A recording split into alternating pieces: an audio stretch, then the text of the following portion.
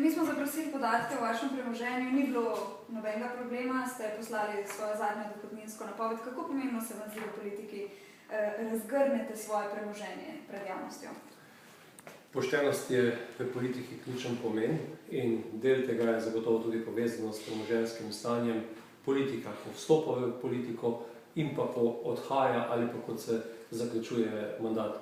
Zato sem sam, kar se tega tiče, odprt za to, da vse podatke, ki jih imam, pokažem in konec koncev tudi dokažem izvor svojega premoženja. Vaša lanska dohodninska napoved razkriva, da ste imeli dohodka tam nekaj čez 50 000, če se prav spomnim. Kaj pa bi izvedeli, če bi razgrnili dohodninske napovedi, na primer, po zadnjih 10 let? Podobne številke.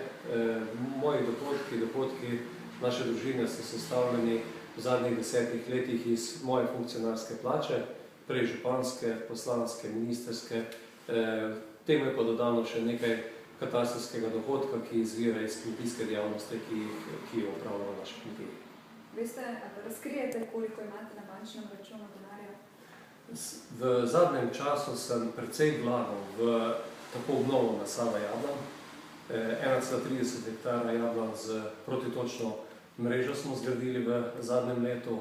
Prav tako smo tudi obnavljali hišo, zato ne razpolagam z nekimi posebnimi prihranki, ampak to, kar ustvarimo, tudi vlagamo v našo prihodnost.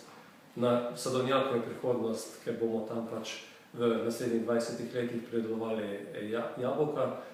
Hišo pa urejamo zato, ker živimo doma tudi nekaj let skupaj z našimi mladimi, ki so si ustvarili dom v naši skupni hiši.